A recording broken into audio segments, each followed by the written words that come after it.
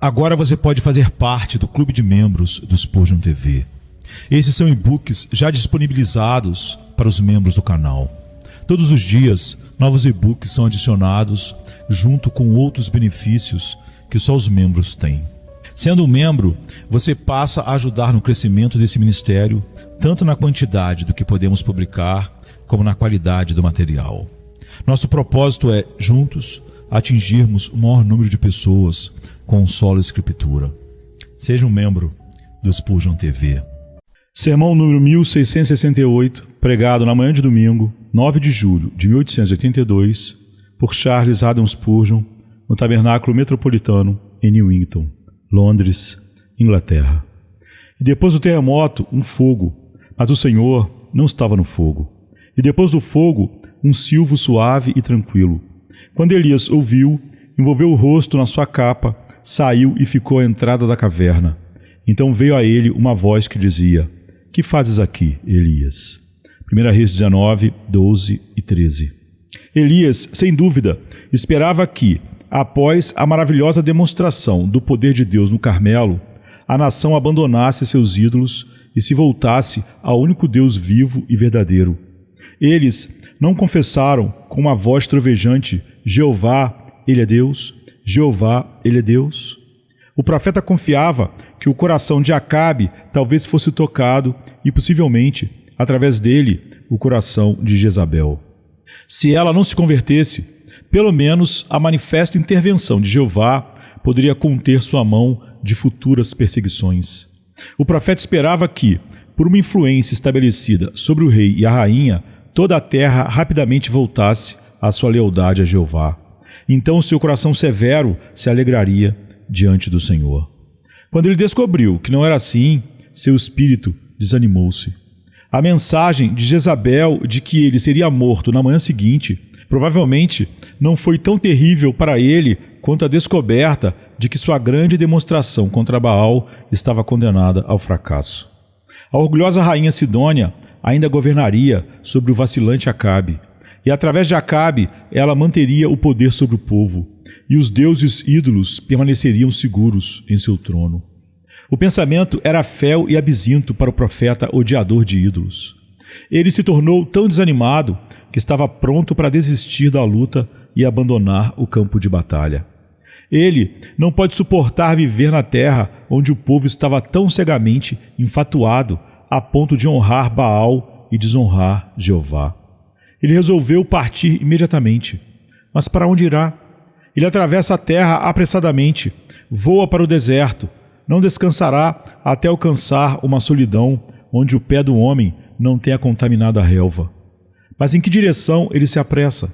Ele, o grande defensor da lei, pensa no local onde outrora esteve o grande legislador e apressa-se para Horebe, o monte de Deus. Numa caverna, ele se aloja, talvez na própria fenda da rocha onde outrora Deus havia escondido o seu servo Moisés, enquanto fazia passar diante dele toda a sua glória. Mas que retirada diante de um inimigo vencido! Onde está agora a coragem destemida que enfrentou todo Israel, um contra milhares? Como estão caídos os poderosos! É este meu senhor Elias, agachado numa caverna? É este o homem que parecia saltar para a história de Israel como um leão rugindo sobre sua presa? É este Elias, o tisbita, que trouxe tanto fogo quanto água dos céus? Sim, é ele mesmo. Ele se tornou desanimado e cansado, e por isso fugiu do serviço de seu mestre. É bom para nós, que somos sempre fracos, podemos ver tão claramente que os fortes são fortes apenas porque Deus os torna assim. Sua fraqueza ocasional prova que eles são naturalmente tão fracos quanto nós. É apenas pela força divina que eles se tornam poderosos. E essa força está pronta para nos fortalecer também para o conflito. Confortamo-nos com isso, embora não desculpemos nossa própria fraqueza. O Senhor Deus de Elias é nosso Deus, e assim como ele sustentou um homem com paixões semelhantes às nossas, ele pode e sustentará a nós se clamarmos a ele. Observe cuidadosamente e com alegria como Deus lidou com seu servo abatido. Ele sabia que ele era fiel de coração, entendeu que Elias era um homem verdadeiro que amava seu Deus e o temia, e era muito zeloso por sua honra. Por isso, não afastou seu servo com ira, mas determinou revivê-lo e restaurá-lo, trazendo-o de volta à sua santa guerra. Agora, Elias deve aprender o significado do cântico de Davi. Ele restaura a minha alma. Guia-me pelas veredas da justiça, por amor do seu nome. O Senhor começou com ele com muita ternura, refrescando seu corpo físico. Permitiu-lhe cair no sono, e quando acordou havia um bolo preparado para ele e um jarro de água. Então o Senhor permitiu-lhe dormir novamente, pois isso ele precisava muito. Não perdemos o tempo que passamos dormindo quando estamos exaustos de cansaço. É a melhor economia de vida permitir que o corpo tenha uma suficiência do doce restaurador da natureza, o sono reconfortante. Deus deu a seu servo, após um segundo sono, uma segunda refeição, e assim revigorado, Elias foi capaz de ver as coisas sob a luz mais alegre. Houve um tempo em que o povo cristão pensava muito pouco no sistema corporal. Chamavam seu corpo físico de corpo vil, como de fato é em certo sentido, mas não em todos os sentidos. Se tivessem alguma dúvida, medo ou tremor, nossos bons pais atribuíam tudo isso às costas do diabo, ou então à sua própria incredulidade, quando frequentemente suas depressões surgiam da falta de alimento, ou de ar fresco, ou de um fígado inativo, ou de um estômago fraco. 1000 coisas podem nos derrubar e não devemos desprezar o corpo através do qual elas agem sobre nós. Em vez disso, devemos atender às leis naturais e assim olhar para o Deus dessas leis para nos ajudar. Deus, que fez o corpo e que deu a ele uma afinidade tão próxima com a mente, observa quão dependente a alma é do corpo e frequentemente começa a sua obra restauradora curando nossas doenças. Nós que habitamos em casas de barro, frequentemente somos limitados, confinados e impedidos de coisas mais elevadas por causa do pó ao qual nossa alma se apega. Quando o homem de Deus foi revigorado pelo grande médico, ele foi levado pelo Senhor a Horebe, onde estaria completamente sozinho. O Senhor sabia que ele precisava de quietude, assim como de sono e alimento. E ali, entre as solitárias rochas, onde a desolação total reina sem perturbação, Elias encontrou-se um tanto em casa. Quando a quietude acalmou sua mente, o Senhor começou a falar com ele. Ordenou-lhe que saísse e ficasse sobre o monte perante o Senhor.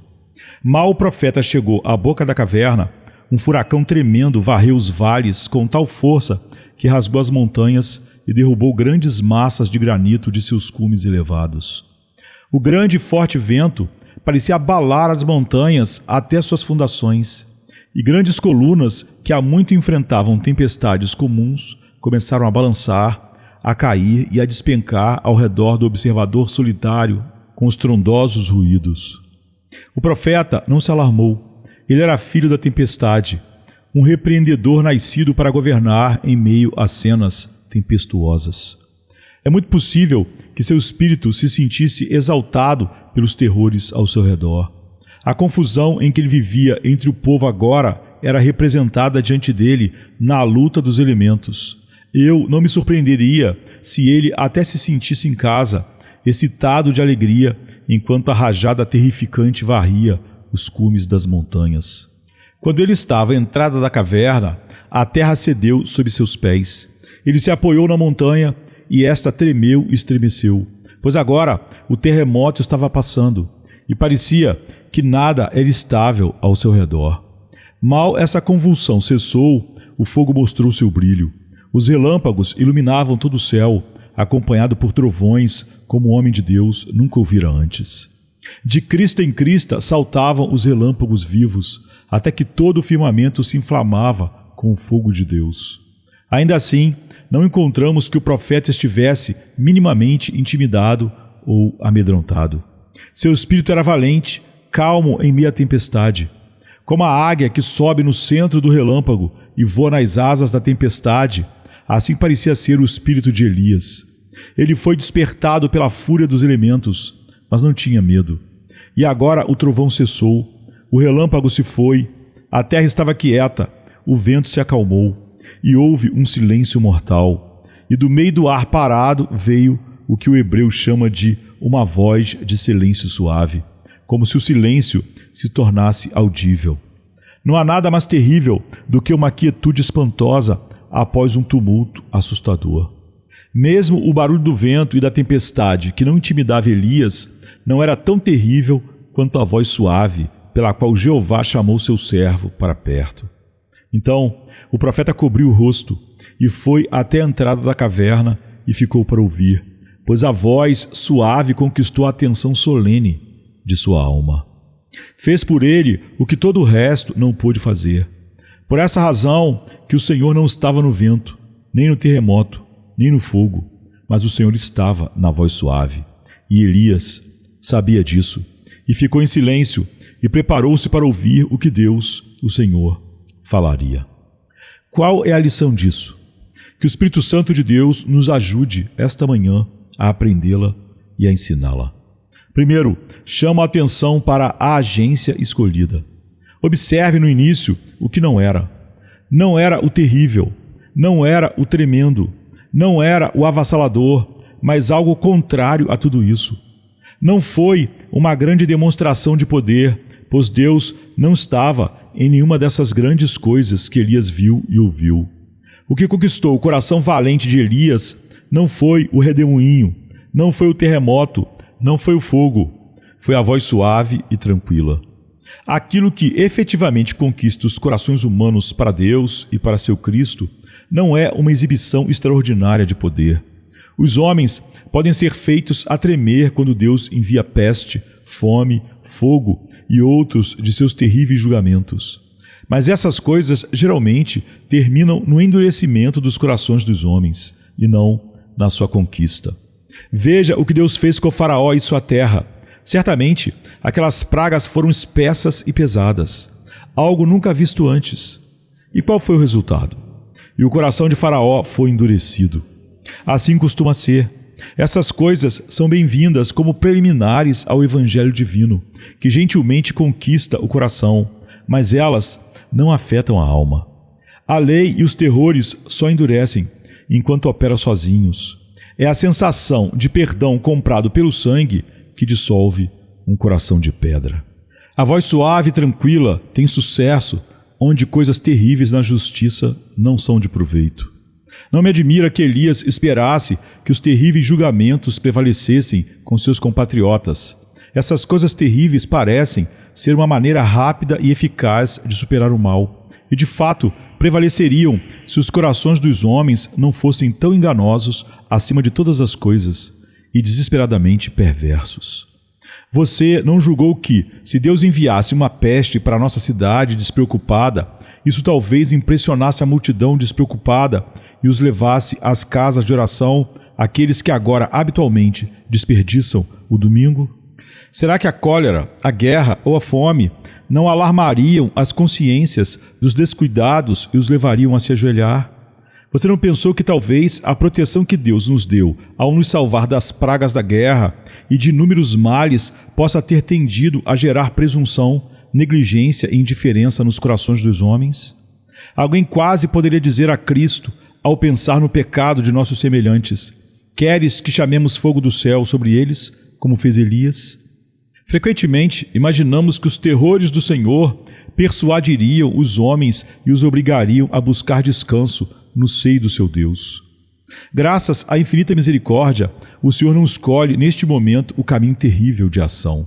Ele deixa o vento, deixa o terremoto e o fogo e fala aos homens no silêncio de suas almas por uma voz que, embora seja como silêncio audível, é o poder de Deus para a salvação.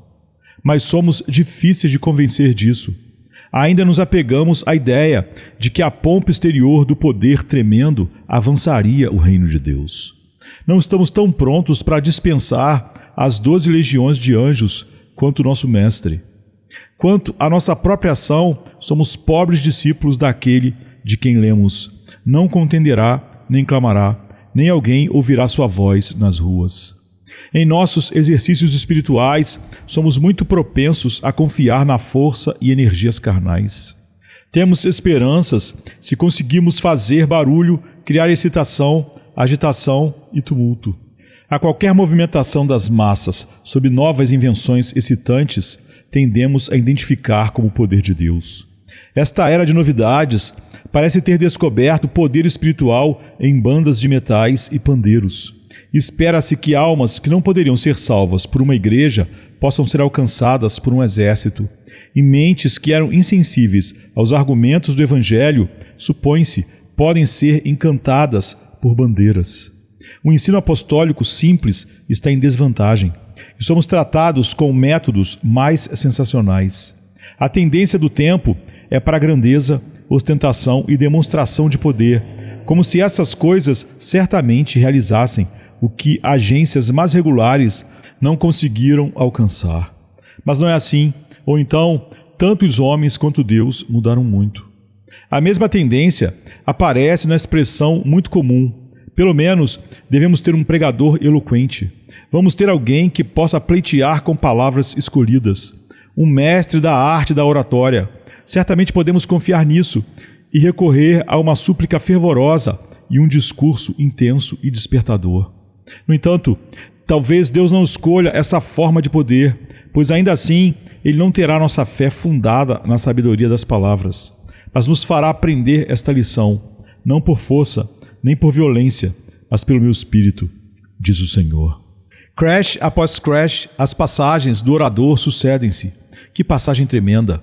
Os ouvintes certamente devem estar impressionados. Vento, e o Senhor não está nele. E agora tudo parece tremer, enquanto, como um segundo João Batista, o ministro proclama desgraça e terror e pronuncia a maldição de Deus sobre uma geração de víboras. Isso não quebrará corações duros? Não, nada é realizado. É um terremoto, mas o Senhor não está no terremoto. Outra forma de força permanece. Aqui vem alguém que pleiteia com veemência. Todo em fogo, ele brilha e flameja. Veja as coruscantes metáforas e anedotas sensacionais. Se em fogo, não poderíamos dizer fogos de artifício. E ainda assim, o Senhor não trabalha por tal fogo. O Senhor não está no fogo. A furiosa energia do fanatismo desenfreado, o Senhor não usa. Ele pode empregar grandes e terríveis coisas como preliminares para a sua obra salvadora, mas são apenas preliminares. A obra em si é feita no silêncio secreto do coração. Assim como no caso de Elias, essas coisas, nos casos dos outros, despertam e animam, mas não podem convencer e converter. Aquilo que deve vivificar, iluminar, santificar e realmente abençoar é a voz suave e tranquila.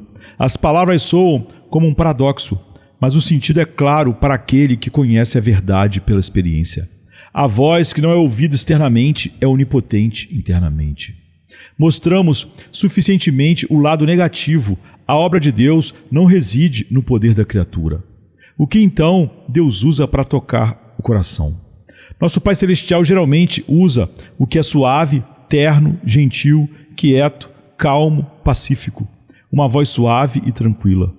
No trabalho da conversão real, de trazer à alma a decisão e obediência completa a Deus, a voz que chama é muitas vezes tão suave que é quase imperceptível aos outros, exceto em seus resultados. Sim, frequentemente tão suave que é quase imperceptível ao homem que é o sujeito dela.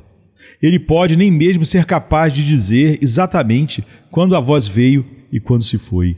A brisa suave refresca a testa febril, mas o doente mal percebe que passou pelo quarto e se foi. Tão suave é sua brisa, dada pelo céu. Na reconciliação não há golpes, nem batidas de tambores, nem raios de tempestade. O amor é o capitão dessa guerra sem sangue. Há pouca exibição de força física ou mental, e ainda há mais poder real do que se a força tivesse sido usada. Observamos que onde houve uma demonstração de poder, como no vento, no terremoto e no fogo, lemos depois, Deus não estava nele. Mas aqui, nesta voz suave e tranquila, onde não houve demonstração de poder, Deus estava trabalhando. Aqui então, vemos a fraqueza do poder, mas também aprendemos o poder da fraqueza. E como Deus frequentemente faz aquilo que parece mais resistível ser irresistível, e aquilo que supomos ser facilmente afastado, tecer sobre o homem grilhões dos quais ele nunca pode escapar. Suave e gentilmente trabalha o Espírito Santo. Trabalha como o sopro da primavera que dissolve o iceberg e derrete a geleira. Quando a geada agarrou cada regato pela garganta e o segurou firmemente, a primavera liberta a todos eles. Nenhum ruído de martelo ou de lima é ouvido no afrouxamento das algemas, mas o suave vento do sul sopra e tudo é vida e liberdade. Assim é com a obra do Espírito de Deus na alma, quando ele vem realmente para libertar o pecador. Ele trabalha de maneira eficaz, mas nenhuma voz é ouvida. Agora, qualquer que seja a instrumentalidade suave e gentil, em todos os casos, se salva a alma, é operada pela presença do Espírito Santo. E o Espírito Santo, embora possa ser um vento impetuoso e veemente quando ele quer, pois ele vem de acordo com o seu próprio prazer soberano, ainda assim, geralmente, quando ele vem para trazer ao homem a paz de Deus, desce como a pomba ou como o orvalho do céu.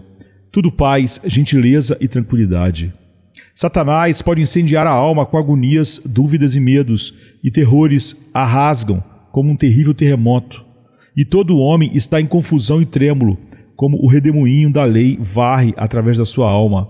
Mas o Espírito vem em amor mais terno, revelando Cristo, o gentil, erguendo a cruz do Salvador diante do olho lacrimejante do pecador e falando paz, perdão e salvação. Irmãos, é disso que precisamos, a obra do Espírito de Deus em seu próprio modo de amor vivificante. Disse que ele trabalha geralmente para a salvação da alma, revelando o amor de Cristo. E é assim, não só em nossa primeira conversão, mas depois disso, ao longo de sua vida, suas operações são do mesmo tipo, tranquilo e eficaz. À medida que crescemos em santificação, é por revelações ternas do amor do Pai, o que tem tanta influência sobre qualquer um de nós como a graça infinita e transbordante de Deus em nosso Senhor Jesus Cristo. Você sabe como o Senhor Monod, em seu doce hino, expressa não só nosso crescimento em santificação, mas o gentil instrumento disso. Mas ele me encontrou, eu o contemplei, sangrando na árvore maldita.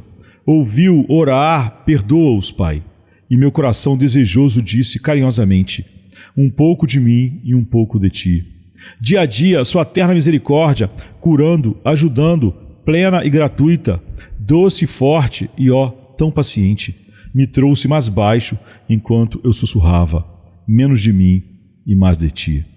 Ainda percebes que é a operação do amor na alma que realiza tudo isso. Mais alto do que os céus mais altos, mais profundo do que o mar mais profundo, Senhor, teu amor finalmente venceu. Concede-me agora o anseio de meu espírito, nada de mim, mas tudo de ti. Assim, como a luz suave da manhã, a graça trabalha sobre o homem. Seus processos são realizados pelo amor. Não há um toque de terror ou escravidão no grande ato de reconciliação interior. O Evangelho, com suas boas novas, sai do coração de Deus e entra no coração dos homens, e segue-se o descanso e a gratidão sagrada. Deus pode devorar seus inimigos com leões, mas seus amigos ele conquista com amor. Aqueles que são obstinados, ele os quebrará com uma vara de ferro, quebrando-os como vasos de oleiro. Mas para os seus, quando ele vem para salvá-los, ele os toca com o cetro de prata da misericórdia. A graça trabalha com a pena untada. O amor é a carruagem da onipotência quando entra no mundo da mente. Isso, meus queridos amigos, para encerrar esta primeira parte, vindo silenciosamente para nós, para cada um de nós individualmente, sem excitação animal. Isso é o que nos une a Jesus pela fé. Elias estava calmo e quieto quando ouviu aquela voz suave e tranquila de Deus. Ele não caiu de terror, nem dançou de alegria, mas toda a sua natureza foi tocada. Seu coração mais íntimo foi convulsionado. O silêncio que Deus fez ser ouvido dentro dele descongelou sua alma. É assim que as conversões são realizadas. Quando a verdade chega ao coração, quando o homem percebe que a mensagem da graça lhe pertence, quando ele agarra e se agarra àquela verdade e aquela verdade a ele, então, sem ajuda externa, ele busca e encontra a vida eterna. A voz suave e tranquila dentro da consciência é a instrumentalidade escolhida por Deus para converter e confortar eficazmente as almas dos homens. O reino de Deus não vem com observação, mas na câmara secreta o homem é trazido perto de Deus soberanamente. Observe os efeitos escolhidos desse modo de operação escolhido. O primeiro efeito sobre Elias foi que ele foi subjugado. Já falei sobre isso antes. Aquele que poderia confrontar o vento tempestuoso, que não foi aterrorizado pelo relâmpago, nem tremia no terremoto, no momento em que estava naquele silêncio e ouviu aquela voz suave, envolveu o rosto em seu manto de pele de carneiro e saiu da caverna como uma criança obediente ao chamado de seu Pai Celestial. E quando o Espírito de Deus trabalha com poder gentil sobre qualquer um de vocês, então vocês não resistirão mais. Vocês serão subjugados e conquistados por seu toque suave e terno. A primeira coisa que Elias fez, eu disse, foi envolver o rosto em seu manto, imitando os anjos que não podem ficar desvelados na presença terrível. Ele fez o possível para esconder o rosto, como alguém envergonhado. Envergonhado por ter duvidado de seu Deus, envergonhado por ter agido como um covarde, envergonhado por ser encontrado longe do lugar do seu serviço. Quando o Espírito Santo lida com homens e mulheres, este é um efeito inicial sobre suas mentes. A vergonha e a humilhação cobrem seus rostos. Como diz o hino, confundido, Senhor, envolvo o meu rosto e baixo minha cabeça culpada, envergonhado de todos os meus caminhos perversos, a vida odiosa que levei. Eles não podem falar nos mesmos tons usados de antes. A jactância é excluída.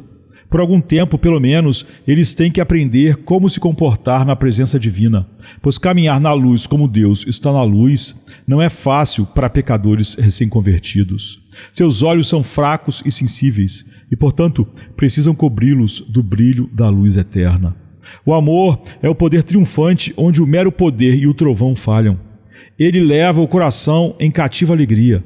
Como já disse, nem o vento, nem a tempestade poderiam produzir isso em Elias, mas a voz suave e tranquila de Deus fez isso imediatamente.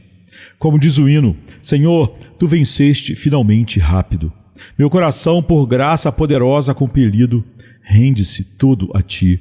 Contra teus terrores lutei por muito tempo, mas quem pode resistir ao teu amor? O amor até a mim conquista. Se tu tivesses ordenado teus trovões a rolar e relâmpagos a brilhar para destruir minha alma, eu ainda teria sido teimoso. Mas a misericórdia subjugou meu coração. Um Salvador sangrento eu contemplei e agora odeio meu pecado. Parece que, ao ler o capítulo, o profeta não saiu da caverna até ouvir aquela voz. Ele foi chamado por Deus para sair e ficar ao ar livre perante o Altíssimo. Mas ao ler, parece que ele não o fez até que a voz suave e tranquila o chamou e o guiou no caminho do comando. De modo que a obediência é um segundo efeito abençoado. Envergonhado por causa de seus erros, ele agora está decidido a seguir imediatamente a palavra do seu Senhor. E ele está na abertura da caverna para ouvir o que Deus, o Senhor, falará. Se o Espírito de Deus trabalhar eficazmente em qualquer um de nós, uma das primeiras marcas disso será que, enquanto estamos humilhados por causa do pecado, nos tornaremos zelosos para praticar a justiça. A graça nos torna ternos na questão da obediência. Aqueles que ouvem a voz do Senhor certamente clamarão: Senhor, mostra-me o que queres que eu faça. Quando essa voz ganha o ouvido disposto, cria um pé pronto para ir onde Deus nos manda. Nosso desejo é conhecer a vontade do Senhor e prontamente cumpri-la, pois o sussurro celestial tem por fardo: segue-me. E agora que Elias saiu ao ar livre, o próximo efeito sobre ele é que ele tem comunhão pessoal com Deus. A voz diz a ele: que fazes aqui, Elias? É uma pergunta caseira, feita a ele mesmo. Ele sabe que Deus está falando com ele e, portanto, sente a força de cada palavra que o examina. Então ele derrama a amargura de sua dor e conta ao Senhor o que o aflige. O Espírito certamente está trabalhando com você quando sua conversa é com o Senhor sozinho. Quando você não quer que ninguém ouça o que você tem a dizer, mas se alegra em entrar em seu quarto e fechar a porta e orar a seu Pai que vê em secreto. Isso é obra real, a obra de Deus. Quando você sente cada linha da palavra de Deus ao lê-la como se fosse escrita para você e somente para você, quando pensa que ninguém mais no mundo pode entrar tão plenamente nisso, em seu julgamento, como você faz agora, pois as sentenças parecem moldadas para você, e há pequenas palavras inseridas na ameaça e na promessa exatamente adaptadas para você, então é que a voz suave e tranquila está executando seu ofício sagrado. Este é o ponto principal, esse contato da alma com Deus, essa quebra das barreiras das coisas visíveis, esse fechamento com Deus, o invisível. É uma visão que os anjos se deleitam em contemplar quando o homem se prostra diante do Altíssimo e ouve a voz do seu grande Pai. Então, lhe conta todo o seu coração sem tentar esconder nada dele. Isso nunca é produzido por redemoinho, fogo ou terremoto. É o efeito da voz de silêncio suave, pois Deus está nela. Vãs são a eloquência, o argumento, a música e o sensacionalismo. O Espírito realiza todas as coisas santas, e ele sozinho, e isso ele faz no silêncio solene de uma alma subjugada pelo amor. Em terceiro lugar, vamos dizer um pouco sobre a lição que Elias aprendeu com essa parábola atuada. Ele mesmo tinha ensinado o povo mais por atos do que por palavras.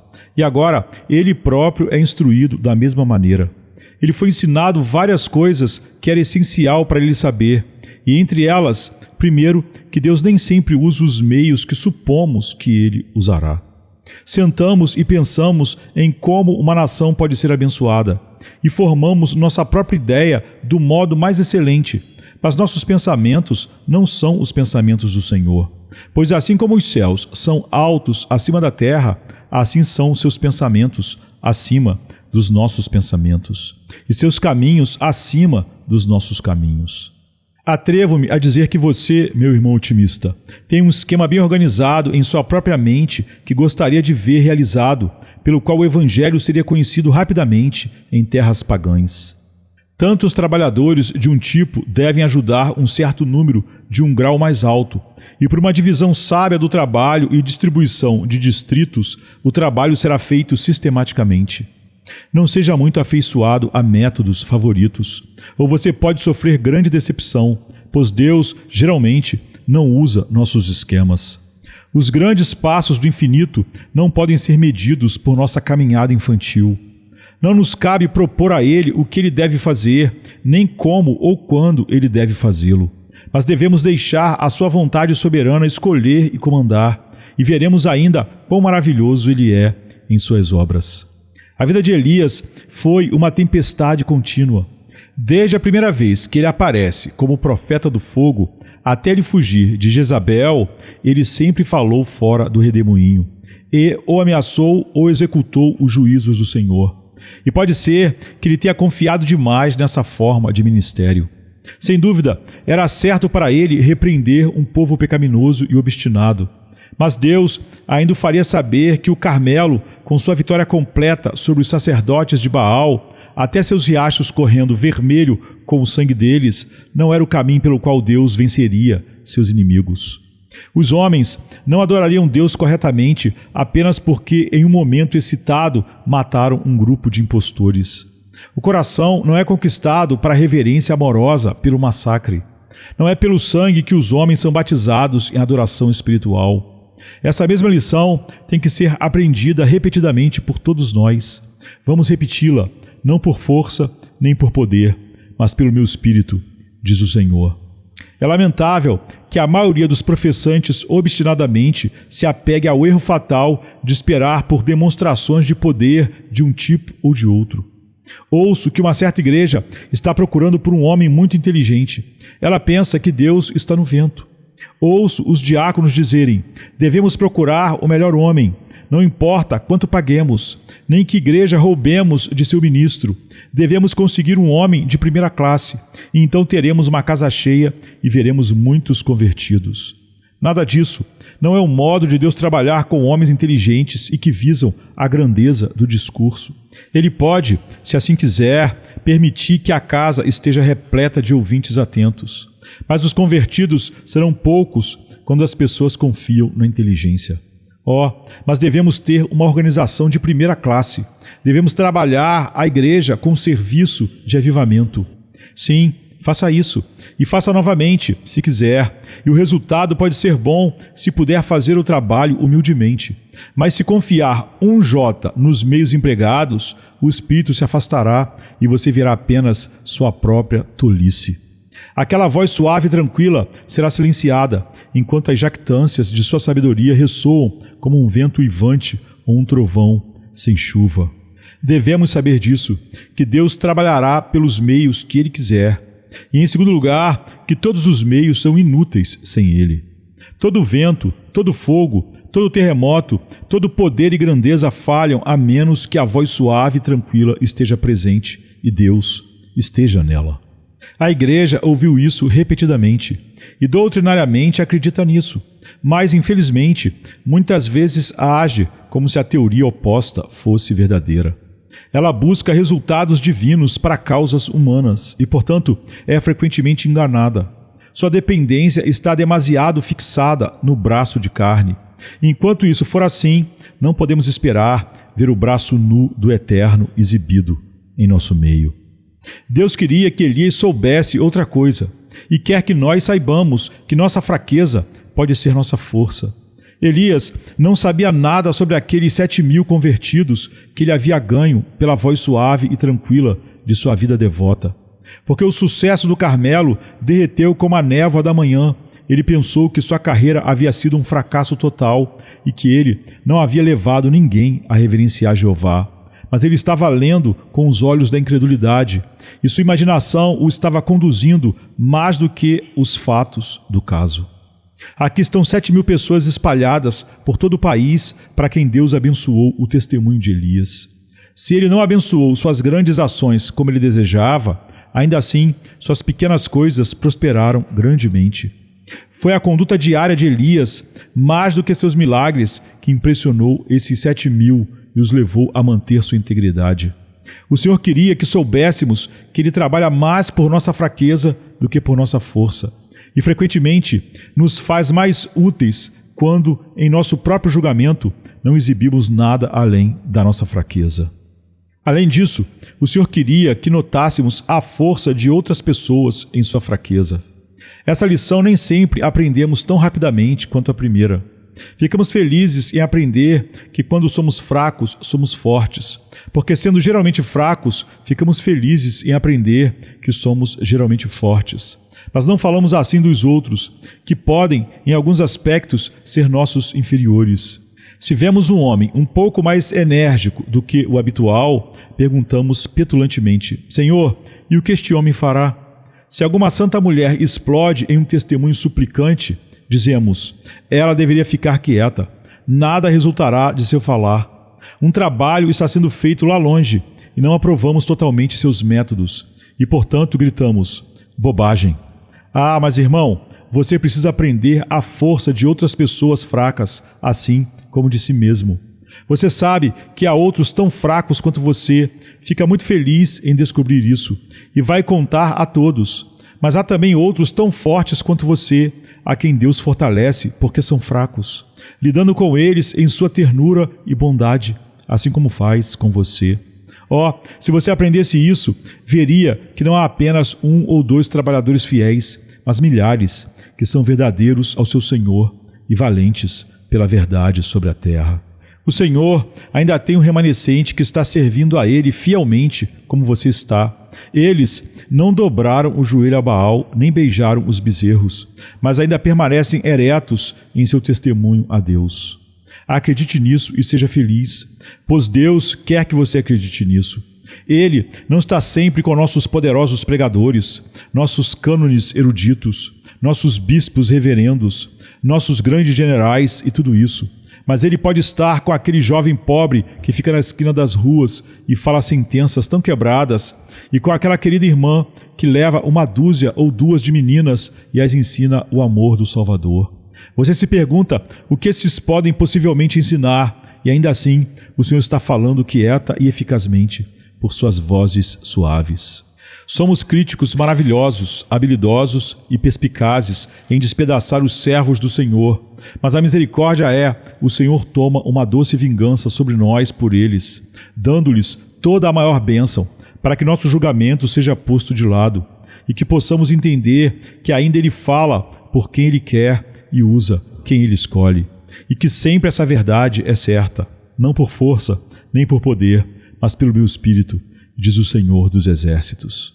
A voz suave e tranquila do cristão humilde e retirado pode ter mais poder sobre Deus do que todo o trovão e relâmpago do maior orador que já pleiteou por Cristo. Finalmente, ouça esta manhã, pratiquemos a escuta agora, com a maior reverência. Se somos muitos para fazer isso aqui, vamos para nossas próprias casas e ouvimos lá. Especialmente me dirijo a vocês que não conhecem o Senhor. Vocês não podem fazer com que a voz suave e tranquila seja ouvida, mas frequentemente, ao fazer silêncio e ficar quieto nele, podem ouvir aquele chamado de amor terno. O que isso diz a vocês, pessoas não convertidas? Não fala às suas consciências e diz: como é que você viveu tanto tempo na luz e ainda não a viu? Como é que você viveu tanto tempo na atmosfera do amor e ainda não a sentiu? Como é que Jesus Cristo foi pregado a você e você sabe que Ele é o único Salvador e ainda assim você o rejeitou? Os anos estão chegando para você, seu cabelo está ficando grisalho, você sempre esperou o meio que resolveu que deveria haver um tempo de mudança para você e ainda você é o mesmo. Não vou falar por sua consciência, mas peço que sua consciência pergunte a você por que você trata tão mal seu melhor amigo. Por que você despreza seu amor sangrento? Por que você o adia por qualquer ninharia? Está sempre dizendo: vá embora agora, em outro momento mais conveniente te chamarei. Quando a consciência parar de falar, então deixe Jesus falar. E o que ele dirá? Eu amei você e me dei por você, porque você me despreza. Eu vim a você e falei em acentos de amor, e ordenei que você confiasse em mim, e disse que não te lançaria fora se viesse a mim. Por que você não vem e confia? Deixe sua voz suave ser ouvida, a voz do bebê de Belém, a voz do cordeiro morrendo no Calvário. Ele falará soberanamente a você. Venha a mim e eu te darei descanso. Você ouve sua voz, deixe outros sons serem silenciados para que você possa ouvi-la. Fique quieto em casa e incline o ouvido, escutando diligentemente a voz da misericórdia do Filho de Deus sangrento. Então, ouço o grande Pai falar e dizer: venha a mim, meu filho. Você vagou, mas estou pronto para recebê-lo ainda. Se você vier a mim em verdade, confessando sua transgressão, sou fiel e justo para perdoar seus pecados e salvar você de toda iniquidade. Venha a mim e viverá em minha casa e desfrutará de todos os privilégios de meus filhos. Igualmente escute diligentemente os ensinamentos do Espírito Santo. Sente-se e diga: fale, bendito Espírito, fale comigo. Você não pode fazer melhor esta tarde do que reservar um tempo silencioso para inclinar seu ouvido ao Espírito da graça.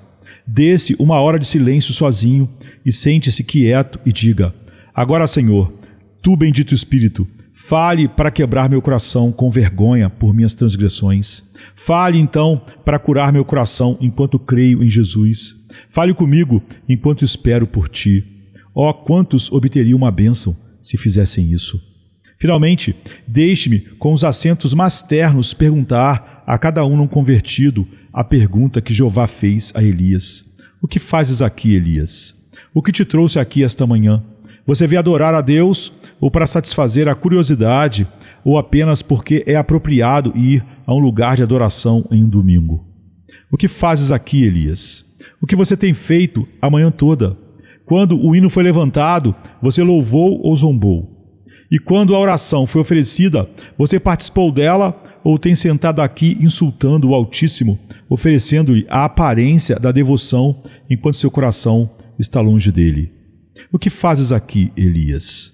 Ó, que você responda: eu me arrependo do que fiz e do que não fiz, e me deito aos pés do Pai e rogo a Ele, por amor a Jesus, que tenha piedade de mim e perdoe minhas transgressões.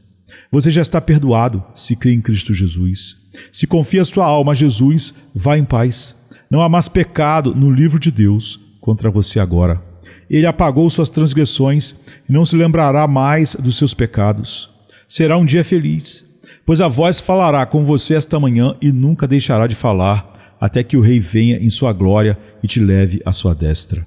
O Senhor os abençoe, queridos amigos, pelo seu próprio Espírito. por amor de Jesus. Amém. Sexta-feira chega trazendo a noite seu manto. Jesus em súplicas, enquanto Pedro sucumbe ao encanto do sono. Judas, com seu beijo, selou o destino. Traição que esboça o pranto. No silêncio da noite, a esperança parece se esconder. Mas o eco do domingo aos poucos começa a nascer.